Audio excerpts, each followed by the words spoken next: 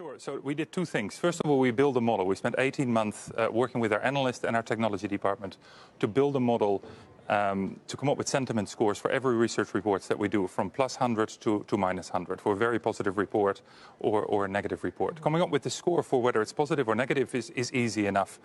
We can find that out by reading the research ourselves. But the conviction behind it is a lot harder, and you really need a lot of nuance in there in the reports. That's right. Mm-hmm. And you need the feedback from the analyst to make sure the machine is getting that right. So after 18 months, we feel that we've built that model. The scores were positive, and we've then used that to come up with a trading strategy behind those scores. So did the machines read the reports and then talk to the analysts? What? I mean, that's a good question. How did it work? Yeah, no. So you feed the reports into the machine, and initially the machine will come up with a score.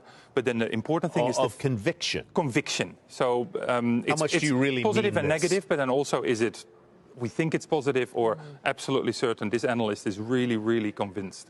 But what's important initially when you teach the machine really how to read these reports is to validate or reject what the computer thinks, so what the machine thinks. So that's where the human That's where the analyst still comes in. So it's not the machines taking over, it's the machines collaborating with the analyst. But it's because they have to learn, and eventually the machines will understand the analyst's language better and can do it on their own. Absolutely. So what was the outperformance compared to the S&P 500? Yeah, so what we found is that if you look at the top quartile of reports, so with the highest scores compared to the bottom quartile, so the most negative, there's about a 700-800 basis point spread in performance on an annualized basis.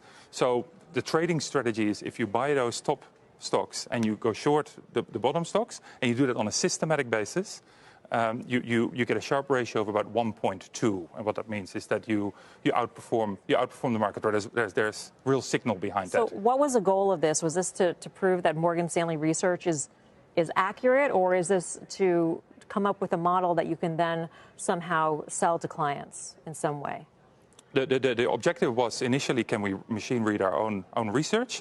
But then it's really to come up with strategies where we can help our investors to make money, to drive alpha. Okay. Lou, thank you. Fascinating stuff. Lou, do the machines and the analysts go out for a beer after all this and hang out? That's maybe the next stage. Maybe no, not yet.